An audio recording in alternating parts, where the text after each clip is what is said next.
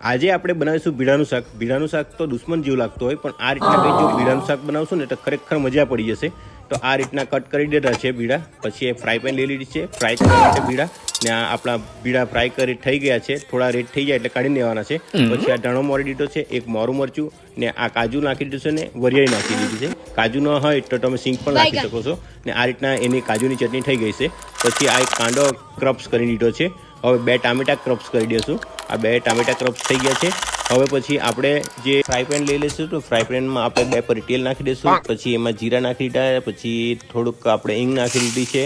હવે આપણે કાંદો નાખી દઈશું. કાંદો લાલ થઈ જાય પછી ટામેટું નાખી દઈશું. ટામેટું નખાઈ ગયા પછી આ મસ્તી દઈને થોડુંક પહેલાં ગિયર પર આપણે ધૂણ ફેરવી કાઢ્યું. ને આ આપણે લાલ મસાલો છે, આ સંભાર નાખી દીધો છે, આ છે ધાણા જીરું, આ ગરમ મસાલો નાખી દીધો છે ને આ દહીં નાખી દીધું છે. પછી આ આપણી સ્પેશિયલ ચટણી જે છે બનાવેલી તે અંદર નાખી દીધી છે. આ ભીડા નાખી દીધા છે.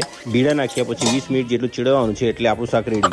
લાલ મસાલામાં કશ્મીરી ભૂકી, આદુ, લસણ ને મીઠું આવી જ ગયું છે. હવે આ આપણું ડીશ તૈયાર થઈ ગઈ છે ખાવા માટે. ને આપણે ખાવા માટે બેસી ગયા છે. દહીં ભીંડીનું શાક, ચોખાનો રોટલો, કેરીનો રસ કાઢેલો છે એક વાડકી મેં, અને કેસર લચ્છી બનાવી છે જે કેસર કેરીની છે. ને આ દહીં ભીંડી જો લાગી ને ટેસ્ટમાં ખરેખર જબરજસ્ત લાગી. ને છાશ ને પાપડ ને આ જે કેરીની લચ્છી બનાવેલી ને જબરજસ્ત લાગી. ને ખીચડી ને દહીં ખાવાની મજા જ પડી ગઈ. ને તમને પણ આ વિડીયો ગમ્યો તો લાઈક તો ફોલો જરૂર કરજો.